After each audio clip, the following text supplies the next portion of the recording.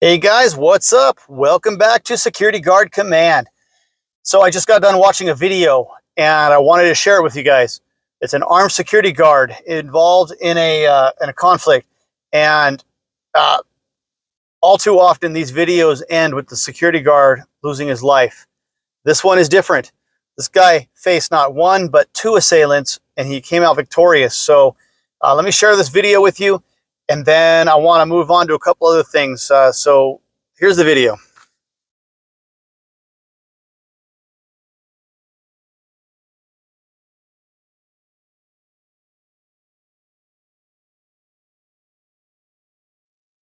So I don't know a lot of details about when or where this video took place, um, but I thought that the guard did an excellent job of defending himself against two attackers. It doesn't look like he managed to injure either one, but he did manage to take one into custody, and and so I think he did a very good job, especially with the fact that he was being rushed. He managed to uh, prevent the attacker from gaining control of his weapon, even though he was already drawn. And I just think that this guy did an excellent job. So I'm very happy that he survived this. I don't know where it happened. I'd love to know more info and what the outcome was at the end. But from what we can see here, excellent job, and I'm happy that he survived it. So I wanted to talk about a couple other things, guys. Christmas is just around the corner, and there's a few things that always come around this time of the year. One is desperation. People tend to become desperate, and crime tends to go up, especially thefts. If you work in retail or you work in a parking lot, be extra vigilant, guys. People break into cars way more often during this time of the year. They're looking for Christmas presents. If you work near a mall or a shopping center, the cars out in the parking lot are definitely targets. So keep your eyes open. Watch for those anomalies in the parking lot. Look for those things that are out of band or that are out of the ordinary. Just up your situational awareness, guys.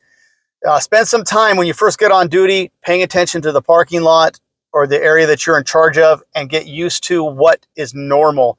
And when something and that's your baseline. When something happens that's outside of that baseline or out of band, that's what you should be paying attention to, and do a quick investigation. No matter how small or minuscule it seems to be, just investigate it. And if it's nothing, move on to the next thing.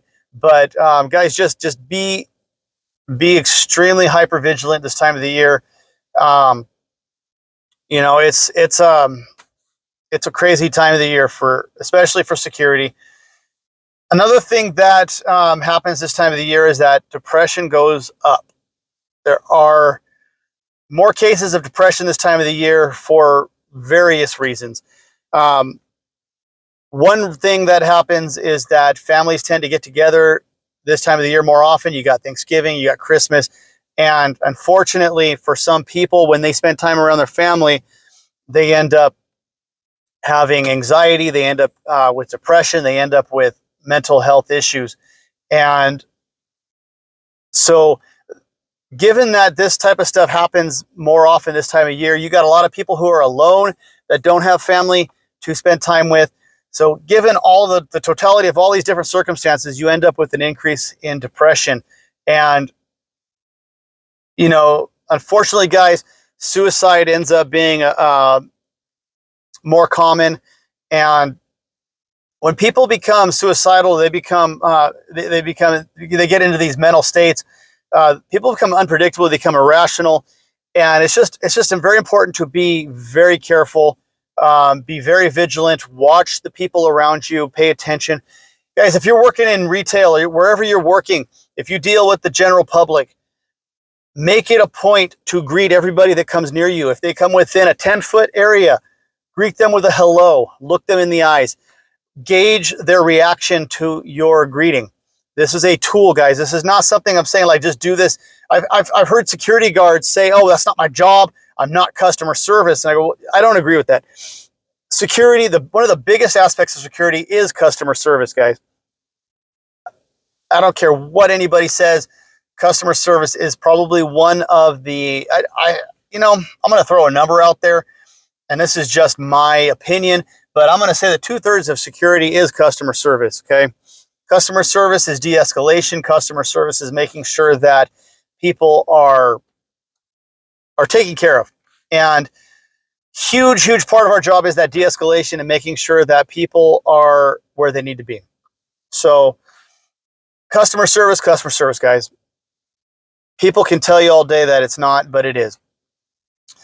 So when people come within 10 feet of you, greet them, say hello, look them in the eye, and watch their reaction. Their reaction and their body language can tell you loads of information about their intentions. Watch for the visual cue where when they look at you, their body stops. Because what happens is if somebody is planning to do something nefarious, they've got a plan in their mind and they're thinking about that. And when you greet them and you look them in the eye, they have to mentally shift gears and deal with the fact that now your presence is known and that you're there. And so their body will actually shift. You will see their posture change, and it'll be a brief shift, but that is a physical manifestation of their brain shifting gears and trying to process the fact that you are now looking at them. So watch for that. It doesn't always mean that they're up to something, but it is a good sign that they might be. So that's just a sign to pay more attention to that person. If somebody comes into your area and you can see them, try to look them in the eye. If they're 50 feet away, look at them. If they look at you, same type of thing. Just make your presence known and watch their reactions. That's a sign that they could possibly be up to something. So just keep your eyes out for that. So once again, like I said, just make eye contact, greet them at 10 feet, and watch their reaction. And moving back to the topic of depression and mental health issues,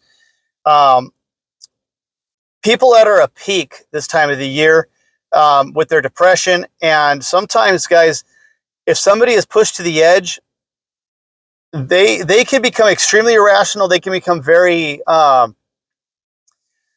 unpredictable. And so if you become involved in an encounter with someone like this, just be extra careful. Remember to keep a distance, arm's length away from subjects, so that if they do decide to lash out or what have you, you're a safe distance away where you can avoid that attack. Remember, guys, for self-defense and for the purposes of articulating your self-defense, if you do have to become involved in a conflict, that step back is going to give you a solid foundation for your defense. Okay, especially if there's cameras, you can prove that you took a step back, you were trying to avoid the conflict, and that you were in fear for your safety, for your personal safety, your physical safety, or your life. And that step back is just absolutely important, because if it ever goes to court for assault or for use of force or what have you, that step back shown on camera is going to back up your claim that you were in fear for your safety. And so always get in the habit of taking that step back. It's just to show that you were in fear, and that it's going to justify your next actions, guys. So Sean talked about that recently in a video. Go over to Sean's videos over at Security and Investigative Leadership channel. A lot of good videos, especially lately regarding the self-defense issues. So check that channel out and go there. And while you're at it, if you haven't subscribed to the other channels, go to Commander Hall, go to Mike Alvarez, go to the Security Guard channel, and also the I'm drawing a blank at the moment.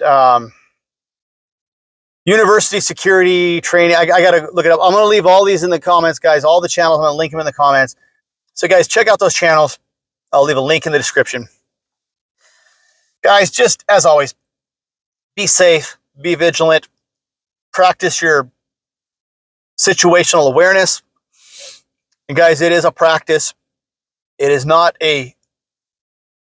necessarily a skill that you learn. It's a skill that you're always learning. So don't feel like, oh, I'm good with situational awareness, because that is technically what we would call complacency, and complacency kills.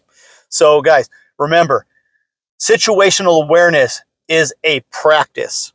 Just like we say that doctors, medical doctors, are in a practice, because they don't know medicine, they practice medicine. And they don't know everything about the human body. Nobody does. We're still learning to this day about things. So guys, practice, practice, practice.